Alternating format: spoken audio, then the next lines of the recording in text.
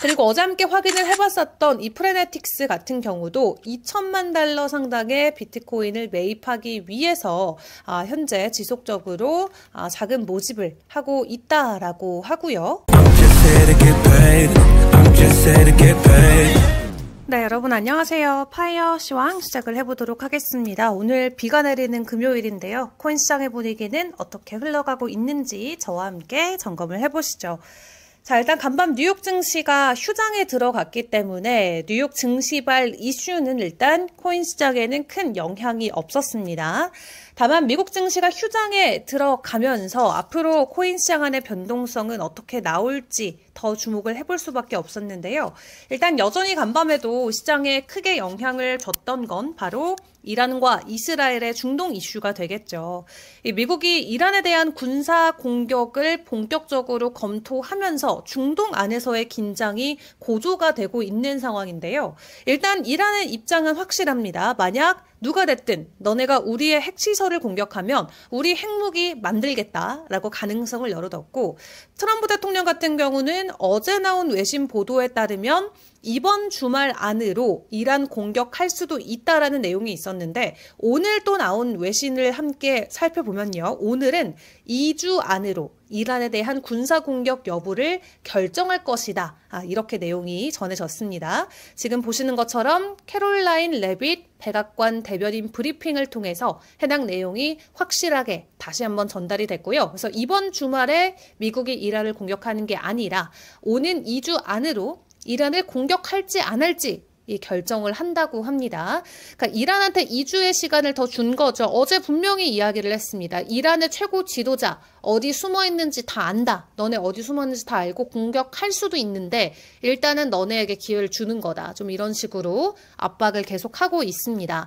일단 중동발 리스크가 완화될 가능성, 조짐이 보이지 않으면서 일단 시장 안에서는 지속적인 눈치 보기 장세가 이어지고 있고요.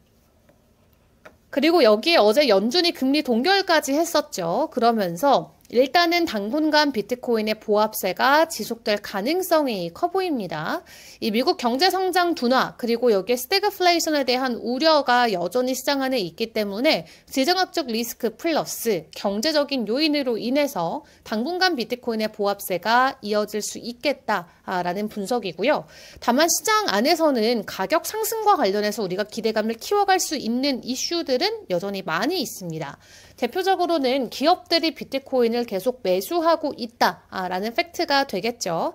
샘러 사이언티픽 같은 경우는 원래 비트코인을 매수하고 있었는데 이번에 비트코인 전략 디렉터가 임명이 됐습니다. 조 버넷이라는 사람이 임명이 되면서 앞으로 오는 3년 동안 비트코인을 10만 5천 개 매수하겠다라는 발표를 했고요. 일단 올해가 가기 전까지는 비트코인을 추가적으로 10,000개 정도 더 매수한다라는 내용이 발표가 됐습니다. 그리고 어제 함께 확인을 해봤었던 이 프레네틱스 같은 경우도 2천만 달러 상당의 비트코인을 매입하기 위해서 현재 지속적으로 자금 모집을 하고 있다라고 하고요.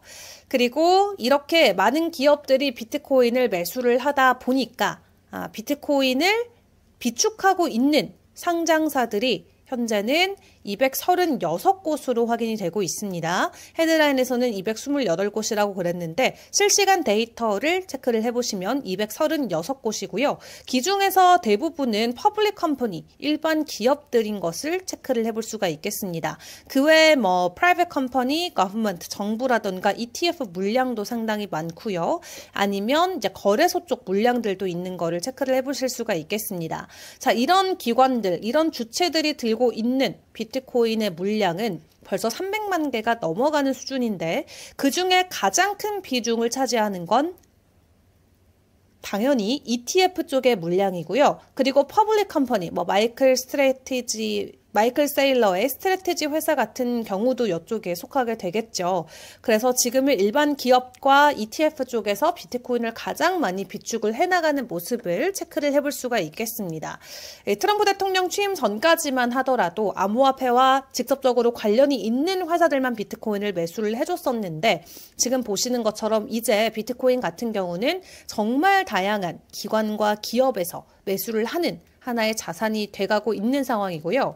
다만 그럼에도 불구하고 지금 비트코인의 수요 자체는 조금 줄어들고 있습니다. 6월 돼서 이 수요, 디맨드에 대한 요구가 조금 줄어드는 데이터를 체크를 해보실 수가 있겠는데 지금 비트코인 수요 같은 경우는 사실상 지난 고점을 찍고 나서 좀 약해지고 있는 상황이고 특히 그 안에서 고래들이 ETF 매수량을 절반 정도로 줄여가고 있는 상황입니다. 자, 그런 가운데 신규 투자자들의 수요는 되려 감소하고 있으면서 단기 홀더의 보유량이 현재 450만 개로 체크가 되고 있는데요. 이 선물시장 투자자들 같은 경우는 수익 실현을 위해서 매도를 하고 있는 상황이고 수요가 계속해서 약화가 된다면 92,000달러 부근에서 지지선이 나올 수가 있겠습니다. 한마디로 10만 달러 아래까지 가격 하락에 대한 가능성을 열어두시는 게 맞을 것 같고요. 또 단기 보유자들 같은 경우는 지금 계속해서 손절을 하고 있는 데이터들도 체크가 되고 있습니다. 한마디로 손실권에 있지만 그럼에도 불구하고 비트코인을 매도하고 있다라는 거고요. 이 단기 보유자들의 온체인 매수 단가가 94,000에서 97,000달러 사이로 체크가 되고 있기 때문에 일단 해당 구간에서는 그래도 강력한 지지가 나오지 않을까 하는 분석들이 있습니다. 하지만 앞에서 확인했던 데이터와 동일하게 10만 달러 아래의 가격이죠. 10만 달러 아래까지 정말로 후퇴하는 그런 기회가 나올지 함께 기다려 보도록 하겠고요. 자, 그런 가운데 비트코인을 많이 들고 있는 고래들 같은 경우는 되려 증가하고 있는 상황입니다. 이 10개 이상 비트코인을 들고 있는 지갑수 같은 경우는 지난 10거래일 동안 0.1% 정도 상승을 했고요. 오히려 10개 미만 들고 있는 소액 투자자들 같은 경우는 0.16% 하락을 했습니다. 그래서 많이 들고 있는 투자자들 또 적게 들고 있는 투자자들 간의 간극이 벌어지고 있는 모습을 체크를 해볼 수가 있겠습니다. 자, 이렇게 시장 안에서도 매수 주체별로 투자 심리가 엇갈리고 있는 가운데 일단 온체인 지표를 놓고 봤을 때 올해 3분기 비트코인의 가격 전망은 13만 달러로 점쳐지고 있습니다. 이 거래량을 바탕으로 자산 가격 변화를 예측하는 모멘텀 지표죠. 이 온밸런스 볼륨을 함께 체크를 해보시면 지금 계속해서 강한 매집 움직임이 관측이 되고 있거든요. 그렇기 때문에 비트코인 가격 자체는 횡보하고 있지만 이 해당 모멘텀 지표가 고점을 높이면서 상승을 계속하고 있기 때문에 결론적으로는 매수 압력이 매도세를 압도하고 있는 신호로 생각을 해볼 수가 있겠습니다. 때문에 이런 패턴에 근거해서 비트코인 3분기 안으로는 13만 달러 선까지 상승할 수 있다라는 전망이 나온 거고요. 자, 그 외 주요 알트코인들의 이슈들도 점검을 해보면 일단 상원에서 스테이블코인 법안이 최종적으로 포결이 진행이 됐는데 여기에서 사실 우리가 주목할 건 바로 이더리움입니다. 스테이블코인의 시가총액이 커질수록 이더리움에게는 상승에 대한 모멘텀이 되어줄 수가 있기 때문인데 이 스테이블코인 법안, 지니어스 법안이 이제 하원을 통과하고 트럼프 대통령의 사인까지 받게 되면 최종적으로 시행이 되게 됩니다. 근데 이 전 세계적으로 가장 크게 진행되고 있는 스테이블 코인이 USDT 그리고 USDC가 있죠. USDC 같은 경우는 75% 정도가 지금 이더리움 상에서 유통이 되고 있어요. 그렇기 때문에 이 스테이블 코인이 더 많이 사용될수록 이더리움의 네트워크가 활성화되면서 이더리움의 가격 상승을 예측을 해볼 수가 있겠고요. 뿐만 아니라 최근에 많은 기업들이 이더리움에 대한 관심을 크게 키워가고 있습니다. 비트 디지털이라던가 아니면은 인트체인스 그룹 다양한 기업들이 비트코인을 사람들이 매수하듯 이더리움을 매집해서 비축 자산으로 가지고 가는 움직임을 보여주고 있는데 여기에 주 차원의 움직임도 있습니다. 미시간주 연금계획 같은 경우는 1,000만 달러 규모의 이더리움을 할당해서 이더리움을 투자하겠다라는 내용을 가지고 왔었죠. 이렇게 기관을 넘어서 정부 차원에서도 이더리움을 매집하는 움직임들이 나오면서 이더리움에 대한 가격 기대감은 계속해서 올라오고 있고요.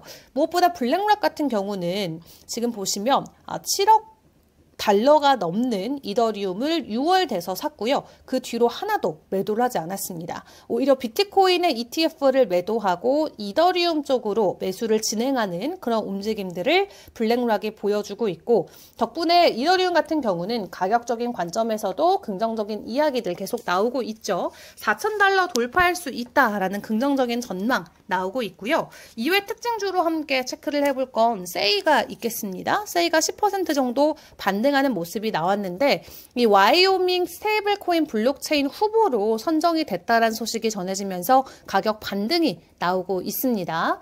아직 최종적으로 선정된 것은 아니기 때문에 조금 더 기다려 봐야겠습니다만, 일단 와이오밍 주 차원에서 스테이블 코인을 발행할 때 지금 세이 블록체인에서 할지 아니면 다른 블록체인에서 할지 고민하고 있다고 해요. 최종적으로 선정이 된다라고 하면은 오히려 세로온으로도 작용이 될 수도 있기 때문에 일단 그 전까지의 기대감이 가장 중요할 것 같아요. 실제로 세이 같은 경우는 최근 온체인에서도 긍정적인 모습 보여주고 있습니다. 액티브 어드레스 같은 경우도 4월 이후로 쭉 증가하고 있죠. 그러니까 활동자 수가 많다라는 거예요. 세이를 가지고 있는 보유자들이 증가하고 있고, 거래량 같은 경우도 4월 이후로 증가하고 있습니다. 많은 사람들이 세일을 매수하고 있고, 세일을 매수를 하든 매도를 하든 매매 행위를 이어가면서 이 온체인 상에서도 굉장히 활발한 모습을 만나볼 수가 있었고요. 그리고 간밤도 화제가 됐던 건 바로 밈코인 중에서도 대장격인 페페 코인입니다. 일론 머스크가 갑자기 본인의 X 계정을 통해서 이렇게 페페 개구리가 담배를 피고 있는 그림을 게재를 했는데요. 그렇다 보니까 페페의 가격 직접적으로 영향을 줄 수가 있었겠죠. 간밤 3% 정도의 반등세가 있었고, 얼마 전에 트럼프 대통령도 본인의 사진을 게재했는데 뒤에 자세히 보면 여기 개구리가 서 있습니다. 페페죠. 페페가 들어가 있는 사진을 게재를 하면서 이 당시에도 페페가 5% 정도의 가격 상승을 보인 바가 있습니다. 자, 이런 식으로 이 페페 같은 경우는 다양한 짤로 좀 활용이 되면서 누가 언급을 할 때마다 함께 변동성을 보이면서 수혜를 받아가는 모습들을 보여주고 있는데, 자, 이런 이슈들을 안고 지금 파이어 차트에서 시장 분위기는 어떻게 진행되고 있는지 차트로 넘어가 보도록 하겠습니다. 네, 비트코인의 도미넌스는 어제와 동일하네요. 63.9% 지나가고 있고요. 시장 안에서 단기적으로는 여전히 긍정적인 요소들이 보여지지만 장기적으로는 아직까지는 다운, 그리고 숏에 대한 비중이 더 큰 모습을 체크를 해볼 수가 있습니다. 자, 비트코인의 가격만 먼저 보도록 할 텐데요. 일단 비트코인 숏에 대한 시그널을 지난 17일에 받고 3거래일 연속으로 가격 행보가 이어지고 있습니다. 딱 104,000, 즉 이 파이어 라인을 중심에 두고 가격 변동성이 이어지고 있는데, 자, 지금 이 단기적인 추세 안에서의 상단과 하단을 완벽하게 지켜내면서 횡보가 이어지고 있고요. 여기에서 뭔가 변화를 주고 싶으면 105,600달러를 뚫고 올라가던가 아니면 102,000달러 아래까지 가격이 떨어져야 좀 큰 변동성이 나오겠죠. 그 전까지는 일단 이 박스권 행보가 이어지겠습니다. 105,000에서 103,000달러 사이 안에 가격을 좀 잘 점검을 해보시면 좋을 것 같고요.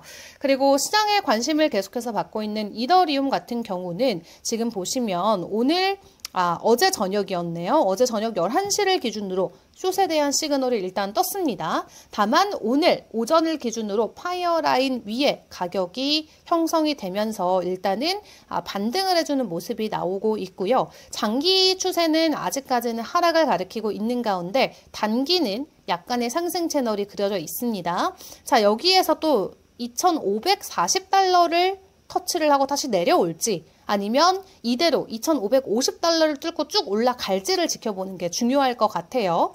일단은 이 구간 안에서의 가격 행보가 이어지고 있다는 거 체크를 해드리겠습니다. 네, 이더리움 같은 경우는 일단 이 단기에 지지 구간인 2,484달러 선까지 터치하고 다시 올라가 주면은 또 상승에 대한 추세가 더 강하게 살아날 수는 있겠습니다만, 일단 2,418달러 선까지 만약에 뚫고 내려오게 된다면 일시적인 약세가 이어질 수 있다라는 점 기억을 해보시면 될 것 같아요. 자, 이번 주는 일단 FOMC에서 금리 동결 소식을 가지고 왔고 미국 증시의 휴장까지 겹쳐 있어서 좀 더 변동성이 커질 수도 있겠다 싶었는데 오히려 오히려 계속해서 보합권을 유지하면서 큰 변동성을 보이고 있지 않습니다. 자, 주말 사이에 이란과 이스라엘의 중동 리스크가 어떤 방향성을 가리키냐에 따라서 시장 안에서의 변화가 나타날 수가 있겠는데요. 자, 다음 주에 시장이 어떻게 진행이 될지는 주말 사이에 중동적 이슈 잘 체크를 해보시면서 저희는 다음 주 월요일 시황으로 다시 돌아오도록 하겠습니다. 자, 오늘도 성공 투자하시고요. 저는 다음 주에 다시 인사드릴게요. 안녕!